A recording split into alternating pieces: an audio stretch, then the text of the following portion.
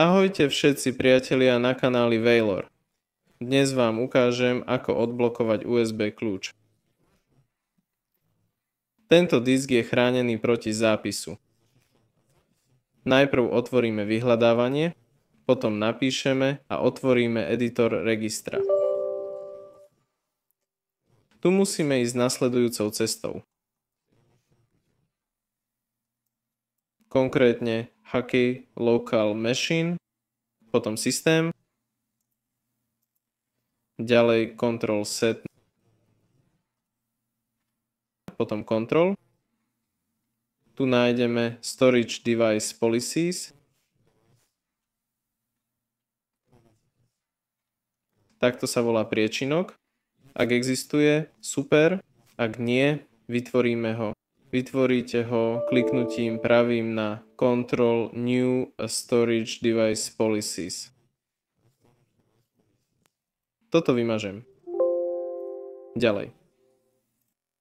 Potom vytvoríte nový 64-bitový kľúč. Nazvite ho Write Protect, upravte a vložte 0. Kliknite OK a vyskúšajte. Ak to nefunguje, skúste príkazový riadok a napíšte diskpart.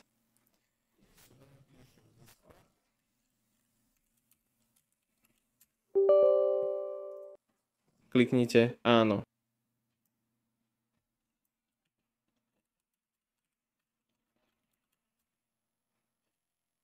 Tak, potom napíšte list disk. Ja mám 2 disky, vy tam budete mať aj USB kľúč. Povedzme, že mám jeden disk namiesto flash disku. Mám flash disk, jeden disk na 476 GB. Vyberieme váš flash disk, vyberiem disk 1 a napíšem príkaz attributes disk clear read only.